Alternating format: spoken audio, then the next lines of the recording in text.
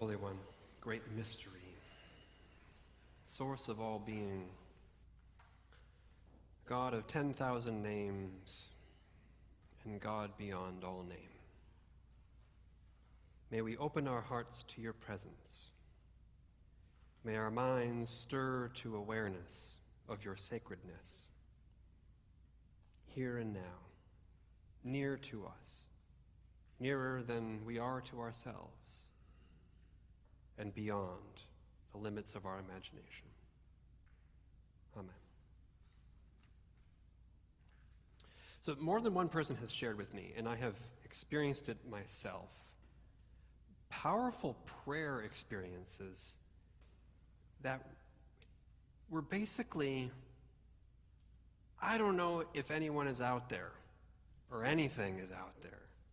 I don't know if you're real, God, or if I'm just talking to myself here. But I'm at the end of my rope. I don't know where else to turn.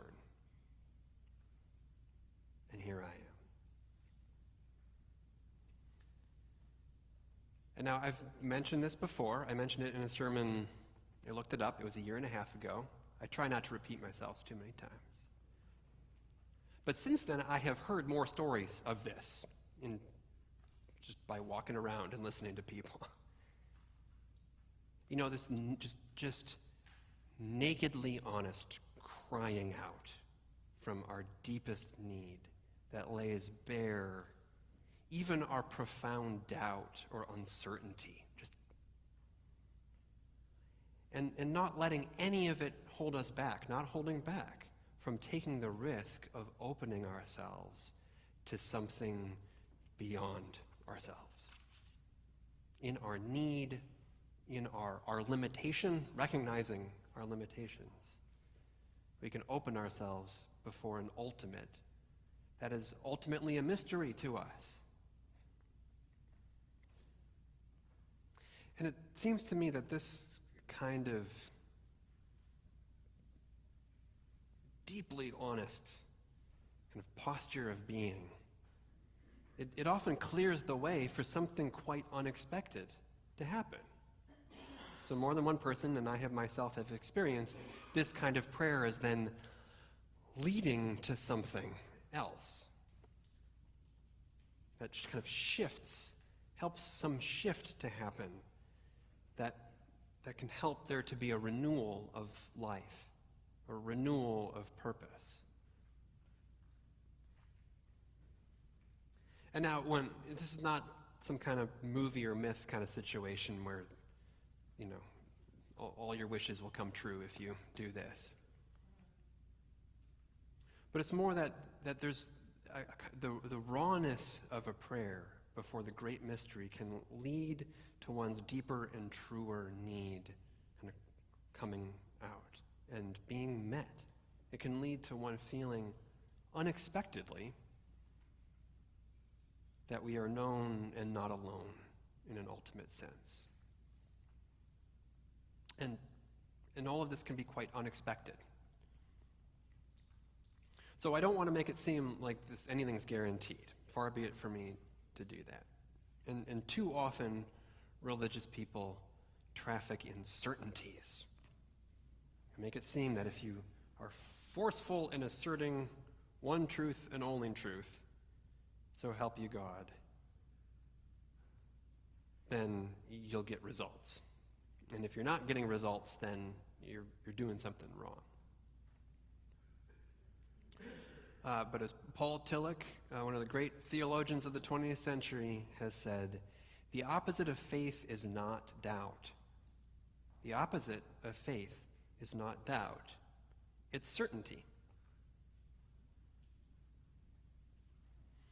And I found that the actual inner lives of people who are people of faith is not at its heart centered around certainty around a creed, certainty around the statement of belief. And that's secondary, I believe, in truth. And the actual inner lives of people of faith are not at their hearts centered around some kind of payoff that we get for our faith, kind of some sort of transactional rewards. Like, that's not at the heart of it. And this may come as a surprise to folks who maybe struggle to know what it's like to have faith, because religion is often promoted as kind of a belief and reward system. This is what you need to believe. This is why you should believe it. This is why it's better to believe this than all the other alternatives. And this is what you'll get for believing in it. And this is what you'll avoid getting. But I've come to see that this misses the point. And it's not actually kind of speaking to what's most deeply going on for folks even moments of faith. And there's something much more profound that's going on. And the heart of faith, I want to say, is simply a posture of being. It's simply a posture of one's being that is a posture of openness in a kind of ultimate sense. It is openness before a holy mystery.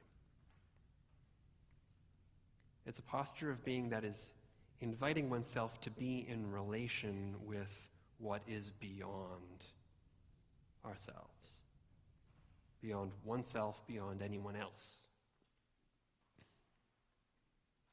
It's a posture of being where one kind of turns towards a wider horizon,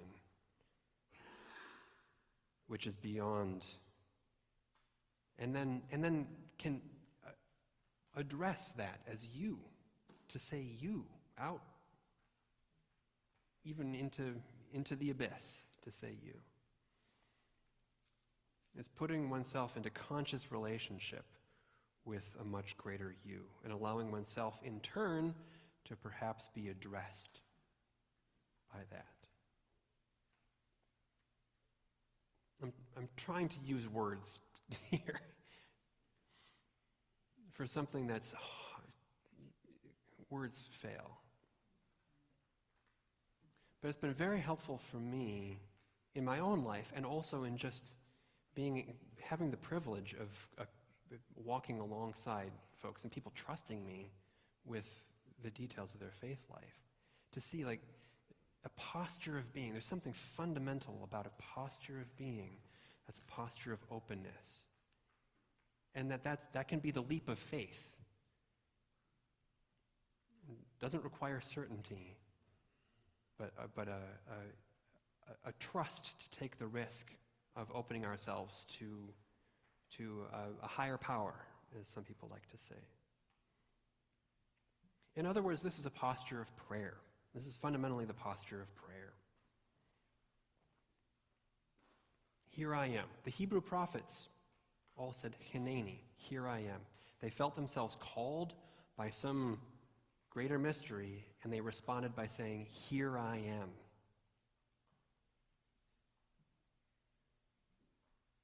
The important thing about prayer is not that we have a firm and fixed image of the God to whom we are praying. It's not that we have some unwavering certainty about the existence of that God, and what that God is going to then do for us. And that kind of certainty can, in fact, be a limitation in prayer, and a limitation to the transformative powers of prayer. It can even be an exercise in idolatry, where we make, we make gods of our own wishes or desires, or our own powers or expectations. But rather, the heart of prayer is bowing before the altar of the God unknown.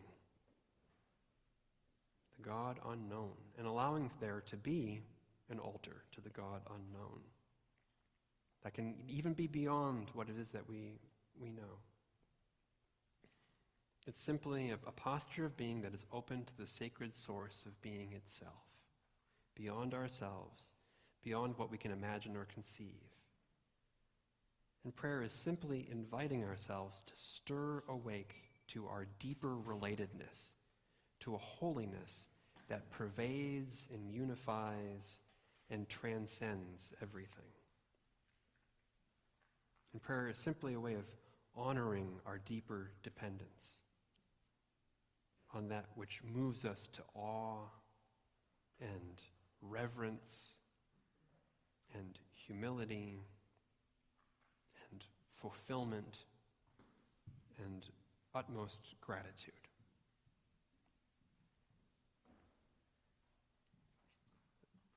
Anne Lamott has a wonderful book about prayer, which is called Help, Thanks, Wow. Those are just the kind of three fundamental prayers, are help, thanks, wow. And those are all postures of being, relating to what is beyond ourselves, in the sense of, here I am, I need help. Or here I am, I'm so in awe, so in love. Or here I am, I'm so grateful. And that's it. It's enough.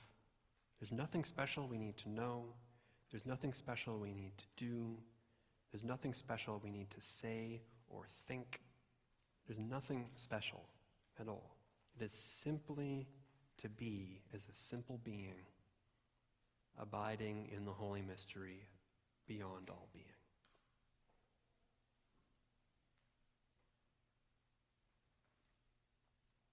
And for this I give thanks.